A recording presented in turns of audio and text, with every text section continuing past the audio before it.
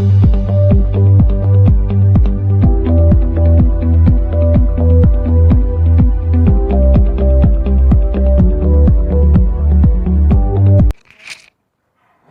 Good evening friends.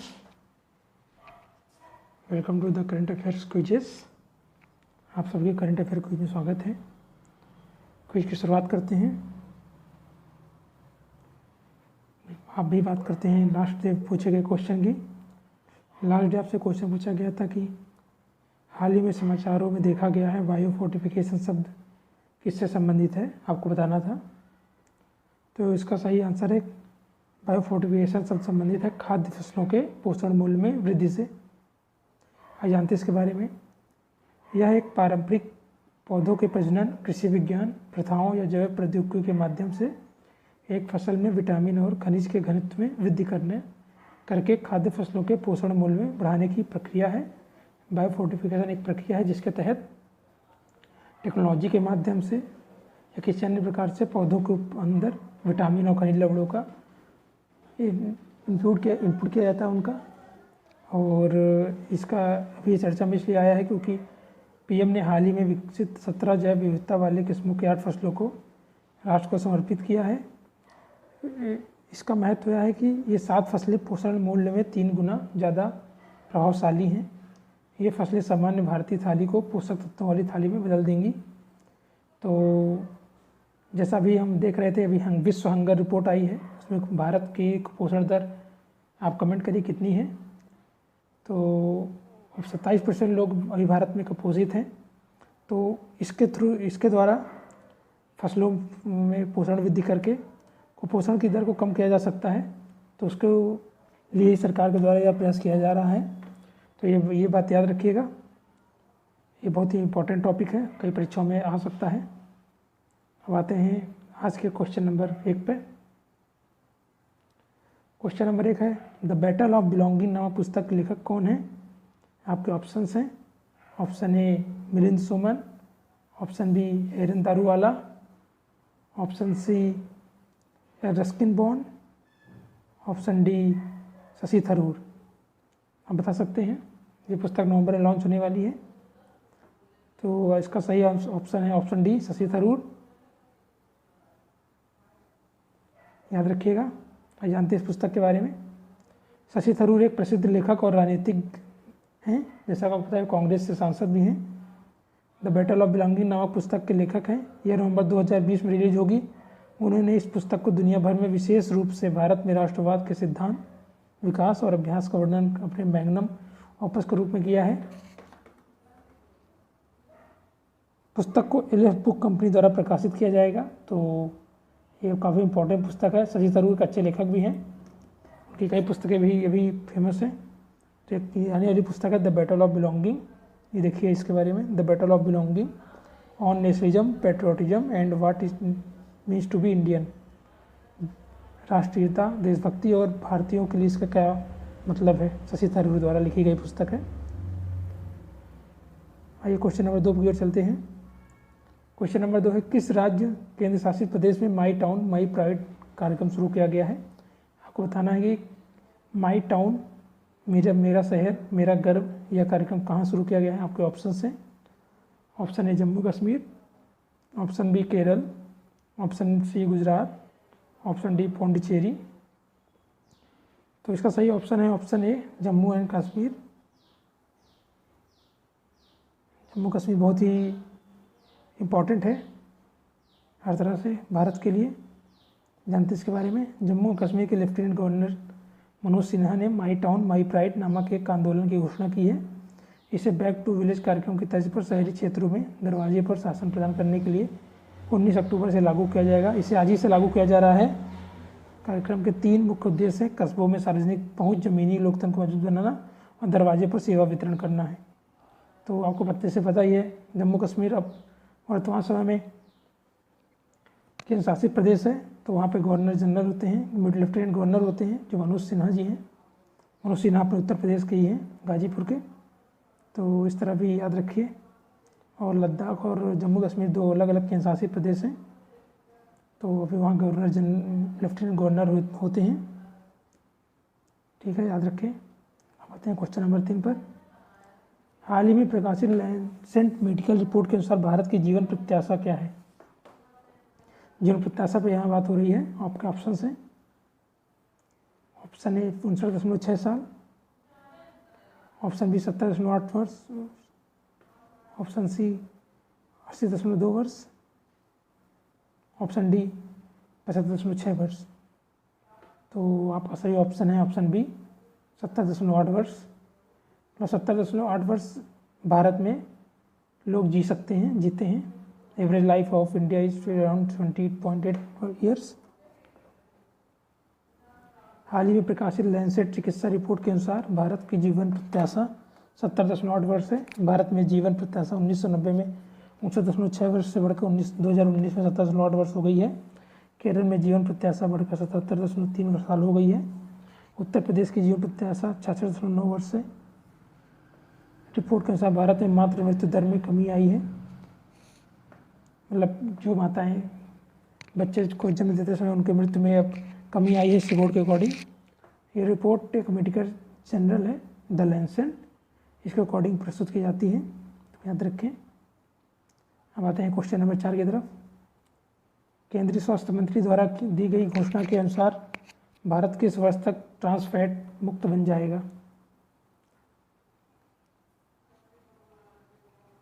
आपके option हैं, option ए 2022, option B है 2023,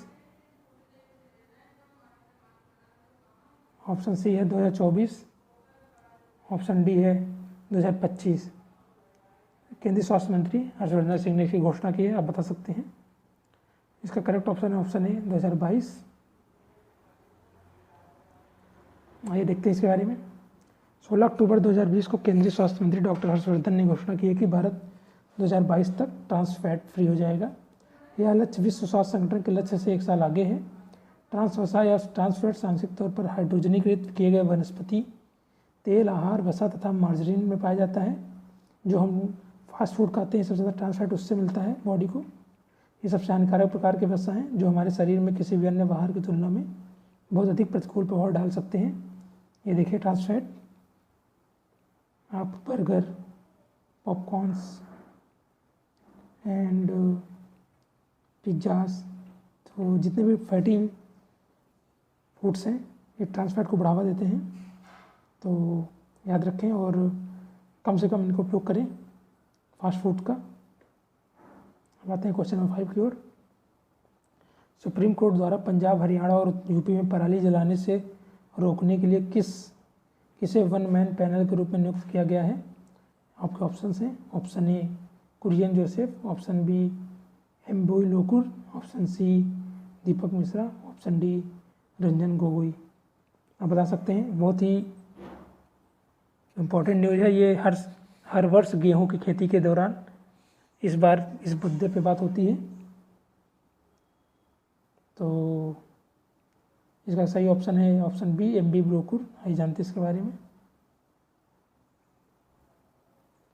सुप्रीम कोर्ट ने पंजाब, हरियाणा और यूपी में पराली जलाने से रोकने के लिए पूर्व न्यायमूर्ति एम्बी लोकुर को वन मैन पैनल नियुक्त किया है। यह दिल्ली राष्ट्रीय राजधानी क्षेत्र एनसीआर में प्रदूषण का मुख्य स्रोत है।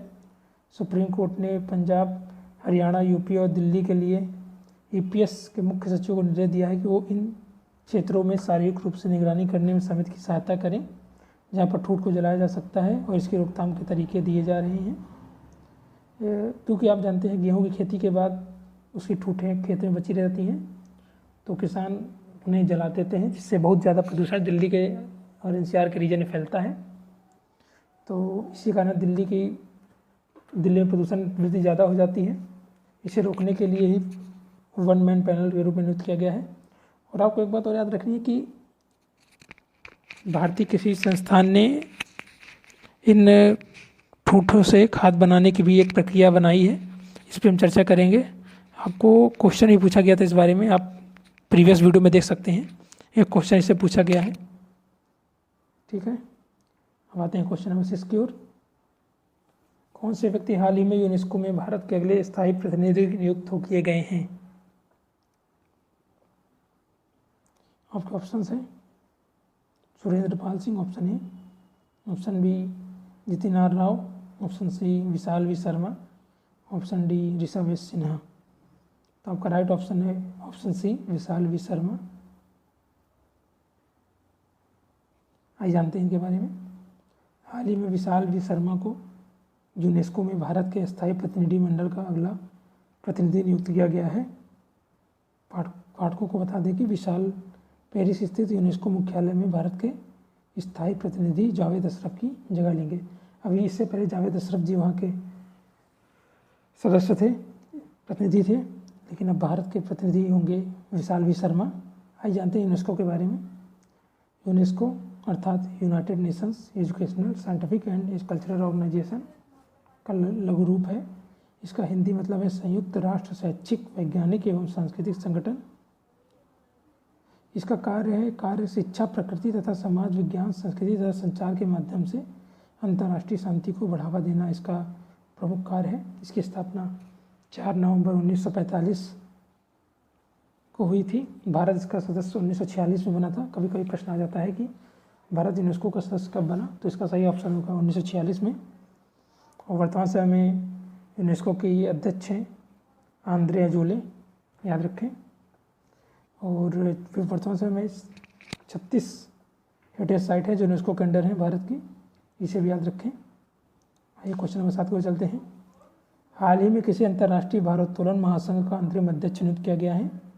आपके ऑप्शन हैं option A Wajid Khan, option B Ahmed Patel, option C James Forex, option D Michelle Irani. तो आपके सही ऑप्शन होगा ऑप्शन डी मिशेल ईरानी। जानते हैं इनके बारे में। हाल ही में अंतर्राष्ट्रीय भारोत्तोलन महासंघ इंटरनेशनल वेट लिफ्टिंग फेडरेशन ने मिशेल ईरानी को अपना अंतरिम अध्यक्ष नियुक्त किया है। ईरानी IWF की मेडिकल समिति के अध्यक्ष हैं। वह पूर्व में IWF की डोपिंग रोधी समिति की अध्यक्ष भी रह चुकी हैं। तो याद रखें, पूछ सकता है किसी परीक्षा में।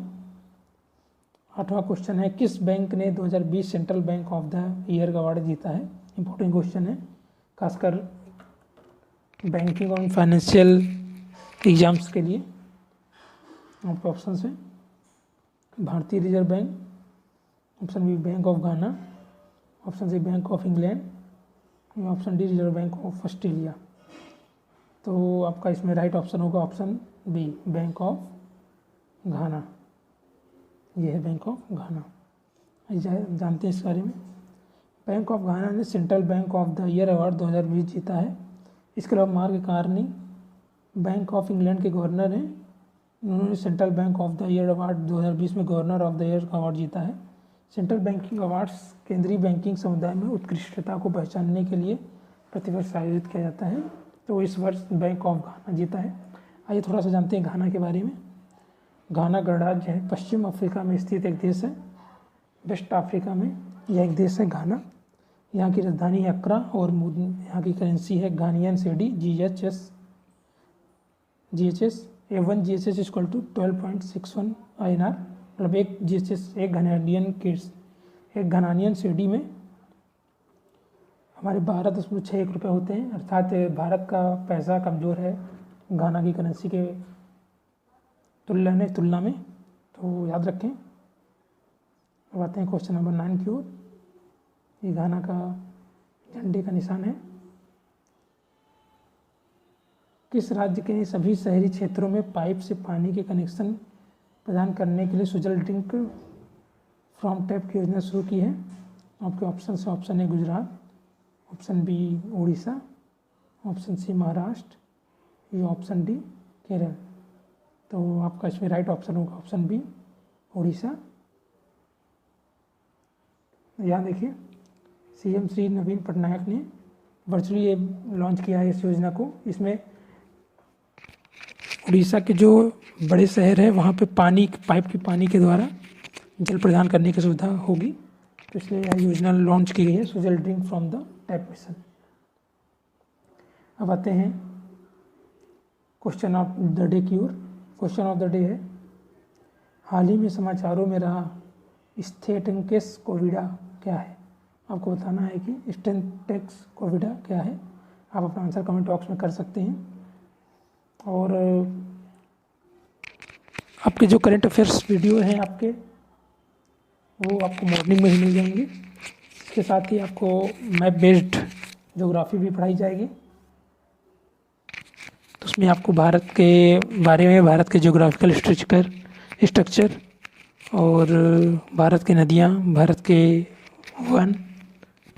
के वन्य जीव अभ्यारण्य, नेशनल पार्क्स, सबके बारे में मैप्स के अनुसार पढ़ाया जाएगा। तो आप ज़रूर देखें उसे। ओके, आज का वीडियो ख़त्म हुआ। Thank you for watching.